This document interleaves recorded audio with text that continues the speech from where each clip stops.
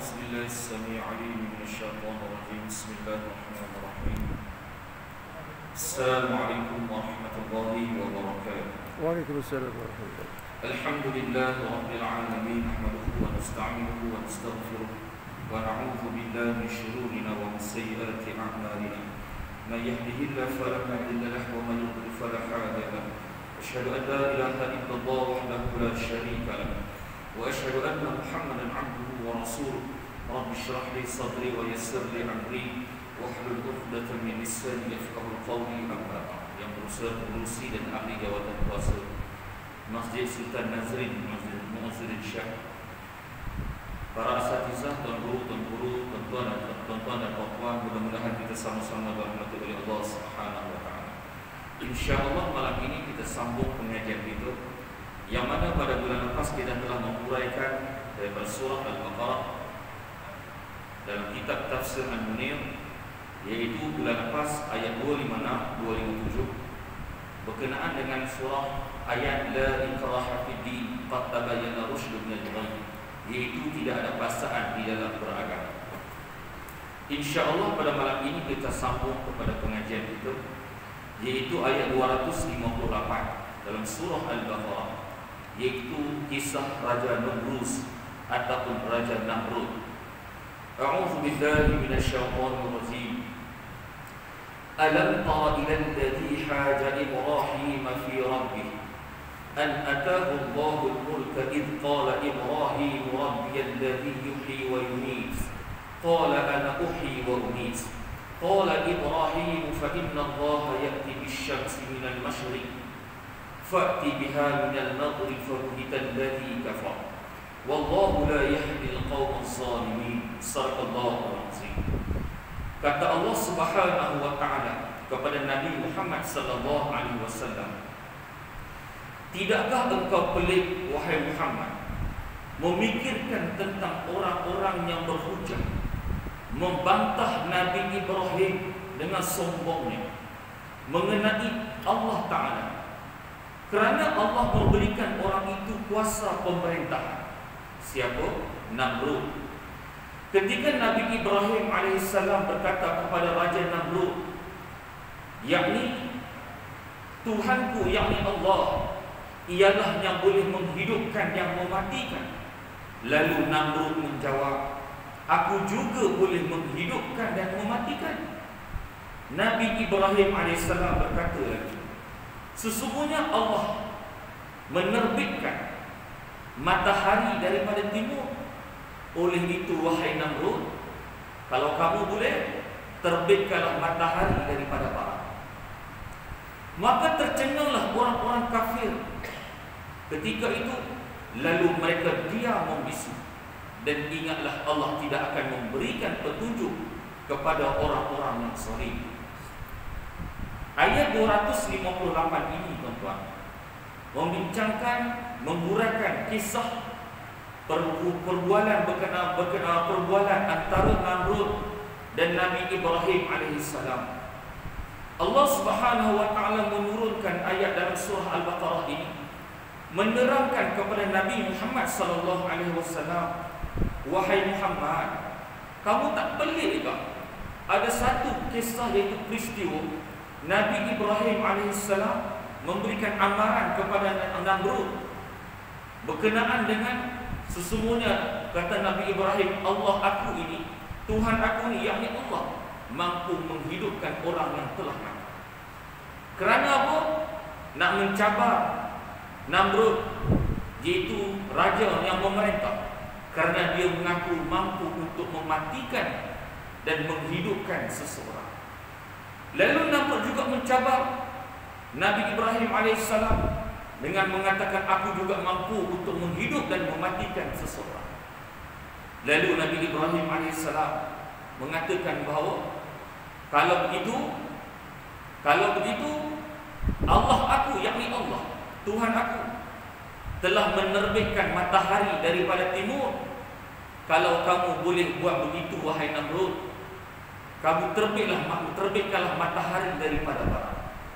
Orang kafir yang sekitar Namrud itu, pembesar-pembesar di sekeliling Namrud, rakyat-rakyat yang sekeliling Namrud, telah terkejut dengan persoalan yang dilontarkan oleh Nabi Ibrahim. Lalu terdiam mereka, menandakan tidak ada kemampuan bagi Namrud untuk menukarkan terbitnya matahari daripada barat. Inilah kisah yang diturunkan oleh Allah. Sebelum itu kita lihat bagaimana mengapa cabaran ini dilakukan, ataupun mengapakah Namrud ini terasa tercabar dengan apa yang diucapkan ayat yang perkataan-perkataan pendek ini oleh Nabi Ibrahim AS. Namrud ialah seorang raja pemerintah yang menguasai Babylon sebahagiannya menulis menguasai Konstantinopel, menguasai Mesopotamia, ataupun yang berada di Irak, di bumi Irak sekarang ini. Lalu kuasa ini diberikan oleh Allah Ta'ala kepada Namrud, tetapi Namrud telah menyalahgunakan kuasa dan kecerdikan beliau ini ke arah jalan yang tidak baik, iaitu jalan maksiat. Allah Ta'ala telah menganugerahkan Namrud ini orang yang cerdik dan pandai memerintah, otak yang cerdik dan pintar, orang yang ada kemahiran dalam seni bina, kemahiran dalam matematik, dan juga kemahiran di dalam ilmu falak, ilmu menentukan bulan dan bintang, ilmu yang menentukan matahari. Sehinggalah di zaman Namrud ini sampai satu tahap beliau telah melaksanakan satu perkara sehinggalah boleh menilik nasib seseorang dan apakah yang boleh terjadi untuk hari akan datang. Orang yang pakar dalam seni bina melaksanakan pembangunan, dan setiap pemerintahan di semua negara dari dulu hingga sekarang, semua kerajaan ataupun semua pemerintah memang mensasarkan kepada pembangunan. Cuma yang bezanya kekuatan pembangunan insan ataupun pembangunan fizikal. Sebab itulah semua raja pemerintah termasuk Namrud pun berazam untuk melaksanakan. Lagi-lagilah Allah Ta'ala telah menganugerahkan otak yang cerdas dan pintar. Dan kita tahu, dan akhir cerita daripada Namrud ini, Allah Ta'ala mengutuskan nyamuk selama 40 hari. Kerana kederhakaan Namrud AS tidak beriman kepada Allah, Allah menghantarkan tentera nyamuk yang sedikit simple sahaja, menyebabkan orang-orang kafir pada zaman tersebut termasuk Namrud selama 40 hari mati disebabkan nyamuk sahaja yang menyusup ke dalam otak Namrud. Allah Ta'ala boleh ajar kita, tuan-tuan. Hari ini Allah Ta'ala mengajar kita dengan COVID-19. Semua biasa, batuk biasa. Sebelum ni bukan tak pernah kita sesama. Sebelum ni bukan tak pernah kita batuk. Sebelum ni bukan tak pernah kita demam, kita tak lalu makan. Sehingga sebelum ni bukan kita tak pernah demam sehingga kan kita tak rasa apa yang kita makan manis dan masin. Tetapi Allah Ta'ala hantar dalam bentuk penyerupaan yang sama, sesama, batuk, sakit dada, sesak nafas dan sebagainya. Dan kali ini Allah Ta'ala uji yang simple, menyebabkan bagi kita bukan simple. Allah Ta'ala uji perkara yang mudah di sisi Allah Ta'ala, tetapi perkara ini bukan mudah di sisi kita, sehingga kan mengorbankan banyak nyawa. Negara kita pun mencapai 2 juta kes, sehingga kan hari ini bermula dengan COVID-19 sehingga hari ini. Inilah yang kita sebut tentera Allah. Allah nak menguji orang-orang yang tidak beriman, dan Allah nak menguji kepada orang-orang yang beriman kepada Allah Ta'ala. Baik, daripada peristiwa ini Allah Subhanahu Wa Ta'ala kita lihat beberapa ulasan daripada alim ulama. Kita lihat kisah Raja Namrud ini yang angkuh, mengaku memiliki sifat ketuhanan. Setelah kebijaksanaan Allah Ta'ala bagi, kecerdikan, boleh melaksanakan pembangunan, boleh menguasai ilmu seni bina, ilmu falak, menentukan siang malam tarikh dan sebagainya. Allah Ta'ala menganugerahkan semua, sehinggalah dia mengaku akhirnya memiliki sifat-sifat ketuhanan di penghujung. Di penghujung. Kejap lagi kita lihat bagaimana. Raja Namrud ini namanya adalah An-Numrus Al-Qusi bin Kan'an bin Sam bin Nuh, keturunan Nabi Nuh AS. Beliau menjadi raja pada zamannya. Nabi Ibrahim AS menentang beliau, membidas dakwaan beliau mengaku memiliki sifat ketuhanan. Sebab itulah Nabi Ibrahim hadir dihantar oleh Allah Ta'ala untuk berhadapan dengan Namrud kerana memiliki sifat ketuhanan yang seperti yang didakwa. Namrud hidup di antara zaman Nabi Isa dan Nabi Sulaiman AS. Di zaman itulah Namrud hidup dalam kehidupan mereka. Faktor yang mendorong Namrud berbahas dan berbantah ialah kerana kekuasaan yang dimilikinya dengan rasa takabur, angkuh, sombong dan sikap yang curang. Ya, apabila kita ni memiliki kekuasaan tuan-tuan, kita memiliki benda nikmat dunia yang besar-besar yang menjadi cita-cita seluruh manusia, yang memang Allah Ta'ala jadikan fitrah kita kepada suka kepada itu. Tetapi kalau tidak mampu urus takbir dengan baik hati kita, urus takbir baik hati kita, akhlak kita tidak disulami dengan agama kita, kerana kuasa ini menyebabkan kita angkuh dan sombong, menyebabkan harta kita ini menyebabkan kita jadi angkuh dan sombong. Walaupun tak banyak, bukan syarat banyak pun, bukan syarat besar kuasa pun. Dengan JKK pun kita boleh jadi angkuh dah. Dengan ketua pengurusi KRT pun boleh kita angkuh dah. Dengan ahli jawatan kuasa dalam persatuan pun kita boleh jadi angkuh dah. Kita dah boleh dah. Permulaan untuk mengubah manusia, ataupun dalam hati kita ini untuk membandingkan kita dengan orang lain siapa berbanding aku yang berada di dalam ahli jawatan kuasa. Allah Ta'ala menganugerahkan kita dengan memiliki harta sedikit dan banyak pun kita boleh angkuh. Allah Ta'ala menganugerahkan kita ini dengan anak pinak pun kita boleh angkuh. Dengan bercakap sombong, bila kamu dah ada anak, sudah 8 tahun hingga 10 tahun dah kahwin langsung tak ada anak. Aku baru setahun kahwin dah tengok dah ada anak. Sekarang dah 5 tahun kahwin dah 3 orang. Dia lupa perkataan yang dia ucap tu, anak yang dia dapat tu Allah bagi. Dia lupa apa yang Allah Ta'ala bagi kat dia tu ujian untuk dia juga. Tetapi kerana kesombongan, kerana apa yang ada pada dia ni yang dia lupa datang, semua datang daripada Allah Ta'ala, menyebabkan bibit-bibit keangkuhan sudah ada. Walaupun tidak ada persamaan dengan Namrud, tetapi bunga-bunga kepada Namrud tadi sudah wujud di dalam diri kita. Baik. Faktor mendorong Namrud berbahas dan membantah kerana kekuasaan yang dimilikinya takabur sombong. Sehingga kan kata Al-Mujahid, terdapat 4 raja di dunia, yaitu timur dan barat. 2 daripada mereka adalah orang yang beriman kepada Allah, 2 orang lagi adalah di kalangan orang kafir. 2 raja yang beriman itu adalah Sulaiman bin Daud, Nabi Sulaiman alaihissalam, dan raja yang kedua adalah yang terbesar ialah raja itu Zulkarnain yang disebut di dalam Al-Quran. 2 lagi raja yang kafir iaitu Namrud dan Bukhtunussar. Namrud adalah seorang raja yang tidak bersyukur dengan nikmat Allah, menunjukkan rasa angkuh yang melampau batas kerana kenikmatan yang Allah Ta'ala berikan kepada dia.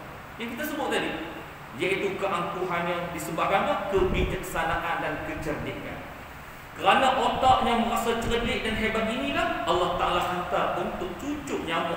Nyamuk ni cucuk kepada otak dan akhirnya mati kerana nyamuk sahaja. Asbab kepada nyamuk sahaja. Allah boleh meletakkan satu kematian dengan asbab yang lebih besar, supaya rakyat boleh ataupun seluruh umat boleh tahu bahawa besarnya dosa yang orang yang buat ini menyebabkan dosa jugalah Allah Ta'ala hantar pada tentera. Tetapi Allah nak hadirkan penghinaan terhadap orang yang hina Allah Ta'ala ini, besar penghinaan dan juga kemurkaan yang Allah Ta'ala bagi kat yang Allah murka pada dia ini. Allah Ta'ala hantar benda yang simple, yang kecil, yang itu pun dia tidak dapat mampu untuk melawan Allah Subhanahu wa Ta'ala. Dalam riwayat menyatakan bahawa perbahasan Nabi Ibrahim AS dan Namrud ini, setelah Nabi Ibrahim keluar daripada api bakaran yang telah dibakar Nabi Ibrahim AS, ditumpulkan. Riwayat daripada Ibnu Katsir, tafsir Ibnu Katsir meriwayatkan bahawa tempat pembakaran Nabi Ibrahim ini diarahkan rakyat-rakyat untuk mencari kayu-kayu, sehingga akan kayu tersebut tinggi, sehingga akan tingginya sebesar gunung, yang mana kalau burung-burung lalu di atasnya pun burung juga boleh terbakar. Bukan biasa, bukan besar masjid tuan-tuan. Bukan besar masjid ni. Dalam riwayat Ibnu Katsir, kalaulah tingginya api-api rimbunan kayu tersebut hanya untuk membakar Nabi Ibrahim AS ini, sehinggakan kalau burung lalu di atas, burung juga akan terbakar. Punya tinggi tuan-tuan, hasil kerahan Namrud kepada rakyat. Juga di riwayat Ibnu Katsir kata apa? Sehinggakan pada waktu itu ibu yang mengandung, ibu yang sakit, orang perempuan yang sakit dalam keadaan nazar, mereka hinggakan mereka bernazar. Mereka kata apa? Kalaulah aku ini sudah sehat, sudah tentu aku juga akan terlibat mengumpulkan kayu-kayu untuk membakar Nabi Ibrahim AS. Allah punyalah tuan-tuan, punya kafirnya pada waktu itu, kecuali yang beriman pada itu adalah Nabi Ibrahim AS, isteri Nabi Ibrahim AS, dan juga anak saudara kepada Nabi Ibrahim AS. Ayah kepada Nabi Ibrahim AS pun tidak beriman kepada Allah Ta'ala pada waktu itu. Sehingga kan begitu tuan-tuan. Lalu dibakarlah Nabi Ibrahim AS. Riwayat menyatakan bahawa malaikat melindungi malaikat Jibril AS melindungi Nabi Ibrahim dengan keringat-keringat peluh-peluh, sehingga kan api tersebut hanya membakar peluh-peluhan saja, tetapi tak kena kepada Nabi Ibrahim AS. Setelah Nabi Ibrahim dibakar habis tuan-tuan, dengan menggunakan manjanik, diarahkan nak ditangkap Nabi Ibrahim, dihantar ke atas, dibawa bukit. Bukan di bukit, dipanjat kumpul kayu tersebut, himpunan kayu tersebut dibawa ke atas, meninggalkan Nabi Ibrahim AS, lalu dibakar daripada bawah. Sehingga kan tuan-tuan, sehingga kan habis api itu terbakar, akhirnya terkeluar Nabi Ibrahim AS. Keluarlah Nabi Ibrahim AS dalam keadaan sehat walafiat, tidak ada apa-apa yang memudaratkan atas kekuasaan Allah Ta'ala. Sehingga kan sebelum dibakar kata Namrud, kalau Allah kamu itu mampu menyelamatkan kamu wahai Ibrahim, kamu mintalah dengan Allah kamu. Akhirnya Allah membuktikan, Allah menyelamatkan Nabi Ibrahim AS. Setelah keluar Nabi Ibrahim, sebab itulah Nabi Ibrahim terus bertanyakan kepada Namrud AS, melalui kisah ayat surah Al-Baqarah ini, ayat 298 ini, wahai Namrud, sesungguhnya Allah Ta'ala ini mampu mematikan dan menghidupkan. Sehingga Allah Ta'ala boleh mampu mematikan dan menghidupkan. Lalu Namrud kata, kok aku juga boleh mematikan dan menghidupkan? Lalu Namrud memanggil dua orang lelaki. Satu orang lelaki ini telah dihukum mati, satu orang lagi dibiarkan hidup. Kata Namrud kepada Nabi Ibrahim, wahai Ibrahim, sesungguhnya kamu lihat dua orang lelaki ini, seorang aku bunuh dia, seorang lagi aku biarkan dia hidup. Bermakna hari ini aku boleh menghidupkan dia ini, dan seorang lagi aku biarkan hidup, dan akulah menghidupkan orang. Allah punya sombong dah. Kita pun jadi majikan tentang macam tu jugalah kadang-kadang. Terlepas cakap, mungkin tak sedar. Kita cakap dengan orang bawahan kita, ataupun kita sebagai pemimpin cakap kepada orang bawahan kita, kerana kalau bukan kerana aku yang tolong kamu nak makan apa? Kamu nak beli beras pun tak mampu. Kalau bukan kerana aku bantu kamu ni susah hidup. Pernah tuan-tuan kita dengar manusia di kalangan zaman kita begitu cakap begitu? Pernah tuan-tuan. Sikit-sikit bibit-bibit yang datang daripada perkataan Namrud, iaitu perkataan yang merasakan bahawa bukan Allah yang bagi dia rezeki, bukan Allah yang beri dia kerja, bukan Allah Ta'ala yang bagi dia ni hebat, tetapi kerana akulah yang bantu. Kita pun pernah menjawab jawatan. Kita kata kalau tak kerana saya, institusi persatuan ini tidak akan hidup dengan baik. Kalau tak kerana saya, taman ini tidak terjaga. Kalau tak kerana saya yang usaha, kampung ini tak dapat maju macam dan sebagainya. Allah Rabbi tuan-tuan, ini semua bibit-bibit perkataan-perkataan yang juga keluar di sebelum masih dulu di kalangan orang-orang yang berdamping dengan Namrud, laknatullah alaih. Baik, kita lihat tuan-tuan katanya lagi. Lalu kata Nabi Ibrahim AS, kalau begitu kamu boleh hidupkan tak apa? Disebabkan Nabi Namrud ini adalah orang yang pakar dalam ilmu falak, bintang, bumi, bulan dan sebagainya, matahari, bulan dan sebagainya. Kalau begitu, kamu Tuhan aku, yang Allah kata Nabi Ibrahim, menerbitkan matahari dari timur. Kalau kamu mampu, terbitkanlah matahari daripada barat. Namrud tak mampu berjawab dan berkata apa-apa balas dalam hujahan tersebut. Akhirnya aku juga tidak membawa kepada beriman juga kepada Allah Subhanahu wa ta'ala. Baik, dialah yang dimaksudkan oleh pendapat Ibnu Abbas dan Al-Mujahid dan mereka yang lain juga pembakar unggun api untuk membakar Nabi Ibrahim AS yang diserang oleh tentera, untuk membakar Nabi Ibrahim AS dan orang yang diserang oleh tentera nyamuk, iaitu dialah adalah Namrud. Dia dibinasakan sebaik saja bertindak seolah-olah mencabar Allah Ta'ala. Allah menghantar nyamuk menyerang tenteranya dengan memakan daging dan menghisap darah mereka. Kemudian seekor nyamuk masuk ke dalam kepala, lalu memakan otak Namrud hinggakan ia menjadi seperti tikus. Sebelum itu dia adalah seorang yang lebih gagah dan perkasa. Zaman dia dikenali orang yang gagah dan perkasa. Tetapi bala tentera yang besar menimpa telah melumpuhkan, iaitu tentera nyamuk sahaja. Dia menanggung petaka itu selama 40 hari penderitaan diserang oleh tentera nyamuk yang diturunkan azab oleh Allah Subhanahu wa Ta'ala. Rakyat jelata menyembah raja-raja dan tuhan-tuhan mereka.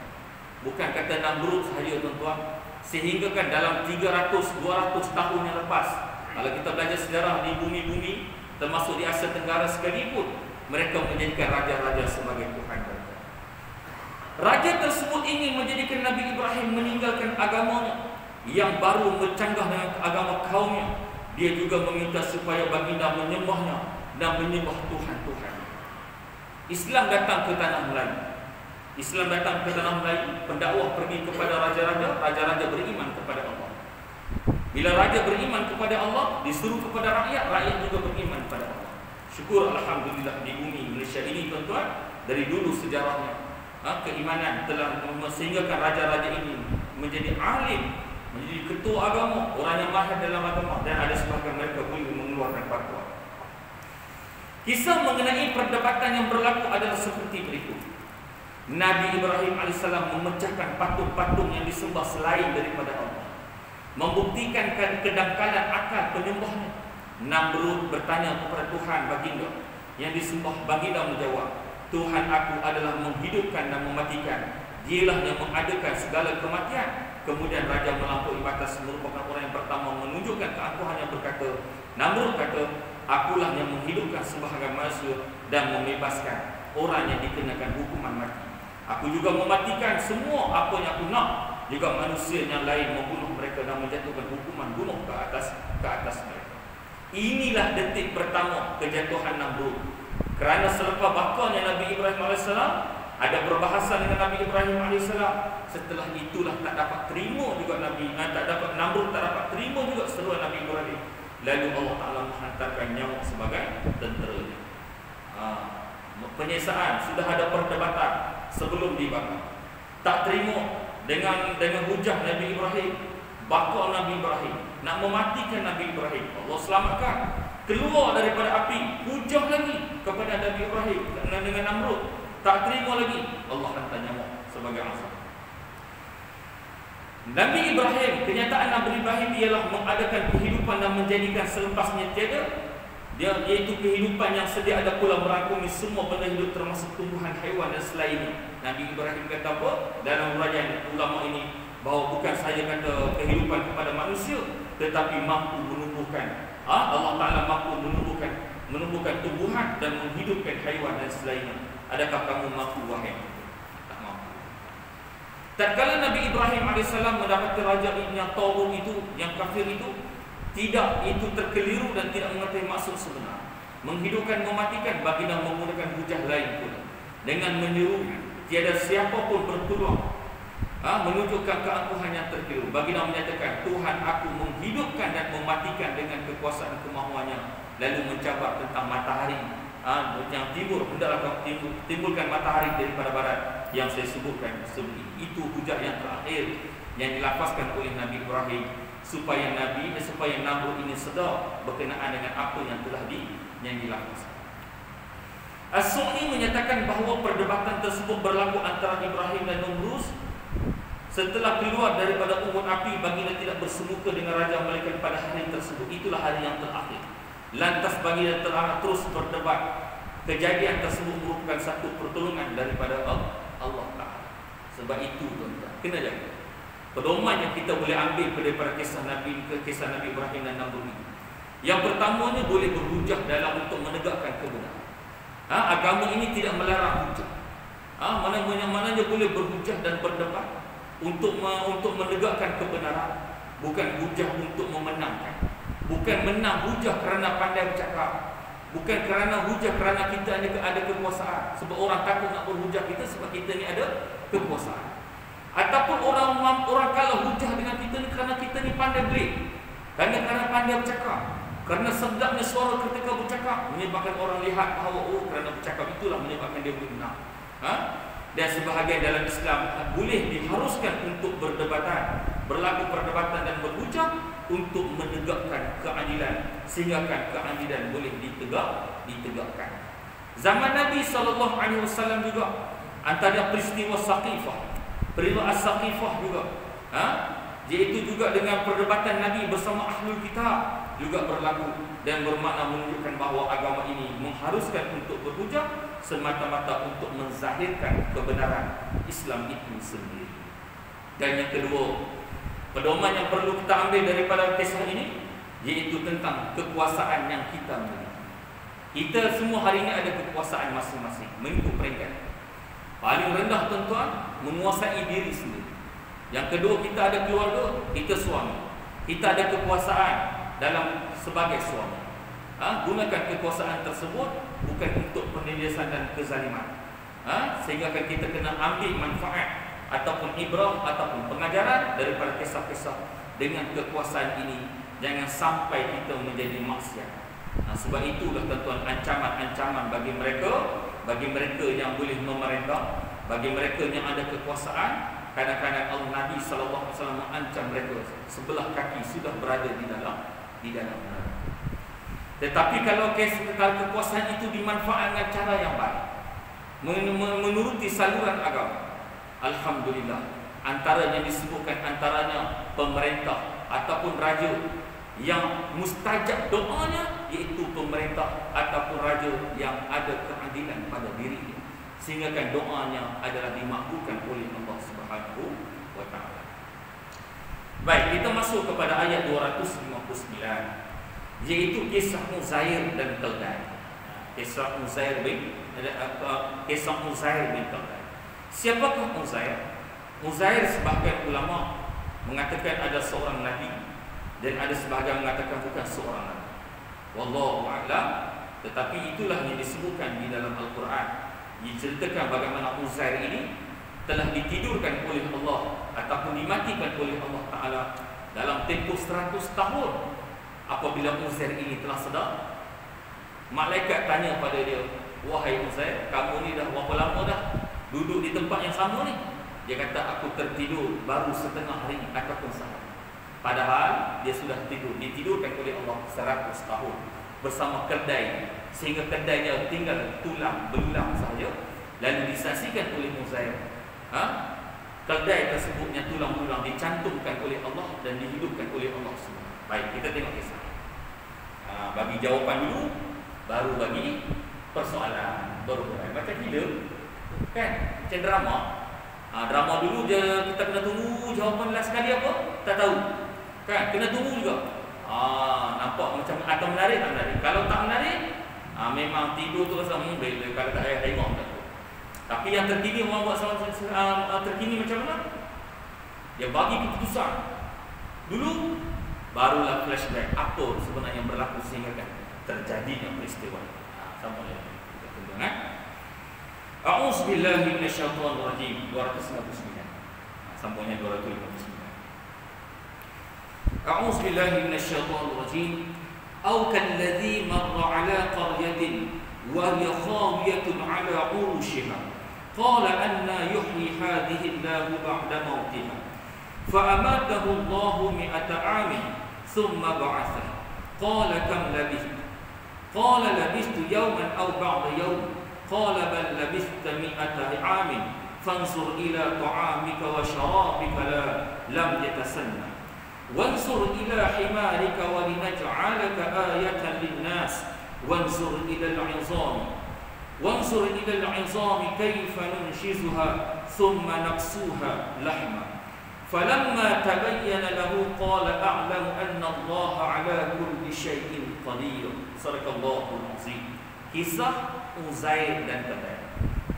Tadi kisah Namrud, Allah Ta'ala nak tunjukkan kepada Nabi. Kisah yang kedua, Uzair. Ayat yang sama juga di depan. Tadi sama. Macam mana ayat yang mula-mula tadi untuk Namrud? Okay. Sama juga maknanya. Kata Allah, wahai Muhammad, engkau tak pelik ke memikirkan? Tadi Allah tanya Nabi Muhammad tentang Namrud. Ini Uzair. Atau, wahai Muhammad, engkau tak pelik ke memikirkan tentang orang yang melalui sebuah negeri yang telah runtuh segala bangunannya? Orang itu berkata, ada seorang lelaki ni masuk satu negeri, yang negeri ni telah hancur, bangunannya telah runtuh, rasa habis. Lalu orang ni berkata, siapa orang ni? Uzair. Dia kata, bagaimana Allah Ta'ala akan menghidupkan untuk membina semula negeri ini sesudah matinya dan rosak binasanya? Bila dia tanya soalan itu kepada Allah Subhanahu Wa Ta'ala, baca bagaimana Allah nak buat kali satu negeri yang telah rosak binasa, bagaimana Allah nak binakan balik semua ni? Lalu dia dimatikan oleh Allah, iaitu Uzair dimatikan oleh Allah dan dibiarkan tidak berubah selama 100 tahun. Ini satu kisah. Sama seperti kisah Ashabul Kahfi selama 390 tahun Ashabul Kahfi. Ini Uzair.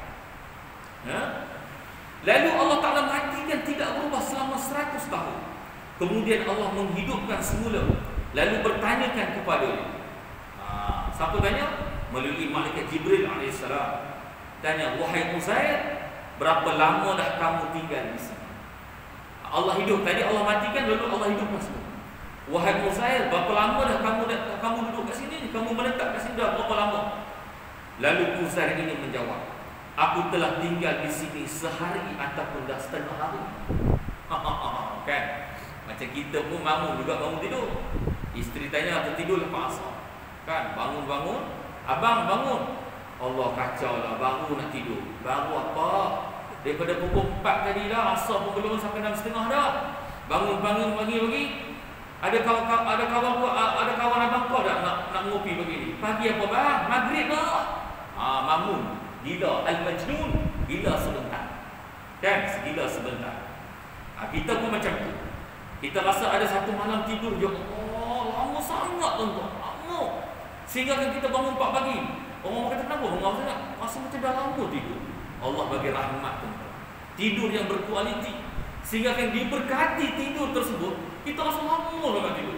Kita rasa dah cukup lama sangat tidur. Padahal tidur start pukul berapa? Pukul 12. Bangun 4 pagi kita rasa macam tak cukup, tapi bagi kita Allah cukup. Sama juga para wali Allah Ta'ala, para alim ulama, orang-orang yang diberkati oleh Allah Ta'ala. Kita tengok dia sibuk, tapi sibuk-sibuk mampu tulis buku. Kita sibuk-sibuk mampu tulis Facebook. Tak? Komen kat Facebook mampu. Kita kata dia ni satu orang ulama ni, dia ni sibuk. Kan? Sibuk lah kita tengok dia ni sekelang kabut, nampak macam sibuk sangat-sangat. Orang jumpa tetamu datang nak mengajar lagi, diam, buku dah terbit 2-3 tajuk. Kita tak mampu nak begitu. Kita rasa dia ni susah, macam sibuk sangat, tak ada masa dah. Tapi tuan-tuan, kita rasa tak ada masa, tapi dia di sisi Allah Ta'ala berikan keberkatan, dia banyak masa. Hari sebab tu keberkatan kita masa tak berapa banyak tuan-tuan. Hidup pagi kita rasa, baru tadi pagi rasa, ni dah maghrib dah. Rasa hari ni sekejap kan? Habis keberkatan kita pada hari itu. Wallahu a'lam atas kenapa. Tuan-tuan, baik kita tengok ini. Allah tanya dia, berapa lama kau telah berdiam? Jibril AS tanya, berapa lama kau dah diam di sini? Aku sudah baru setengah hari ataupun separuh hari. Lalu Allah Ta'ala beritahu melalui malaikat Jibril, tak betul. Bahkan engkau telah tinggal dengan di sini selama 100 tahun dah. Oleh itu, perhatikanlah kepada makanan kamu. Wahai Uzair, kamu tengok makanan kamu. Kan? Buktinya macam mana? Kamu tengok makanan kamu. Masih tidak berubah keadaannya. Dan perhatikanlah pula kepada keldaimu yang kamu bawa ni, himarika. Keldai kamu tu hanya tinggal tulang kerana lama dah sampai mati. Punya lama sampai 1 tahun dah mati, tinggal tulang lagi. Tinggal tulang lagi, bersepah-sepah tulang. Disebut di sini. Hanya tinggal tulang yang bersepah. Dan kami lakukan adalah untuk menjadikan engkau, wahai Uzair, sebagai tanda kekuasaan. Nak tunjukkan tanda kekuasaan kami, kata Allah, bagi umat manusia lain juga. Dan lihatlah kepada tulang-tulang kedai. Uzair, tengok tulang-tulang tu yang tepi kamu tu yang berselerak tu. Allah Ta'ala jadikan depan mata Uzair. Bagaimana kami menyusunnya kembali tulang-tulang tersebut, kemudian kami menyalurnya dengan daging. Maka apabila telah jelas kepadanya apa yang berlaku di hadapan mata, maka Uzair berkata, sekarang aku mengetahui dengan yakin sesungguhnya Allah Maha Kuasa atas tiap-tiap sesuatu.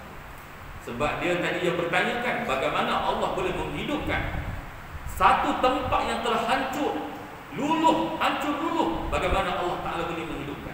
Allah tidurkan dia, Allah hidupkan, Allah tengokkan dia satu keldai saja yang dibina depan mata, daripada tulang yang hancur menjadi seekor keldai yang telah dihidupkan oleh Allah Ta'ala. Tuan-tuan, ini semua pengajaran bagi kita yang malam ini, dan juga seluruh umat Islam di dunia. Apakah tafsir ulama berkenaan dengan ayat ini? Adakah engkau tidak melihat misalan orang sebuah perkampungan yang besar disebabkan kesan runtuhan bangunan?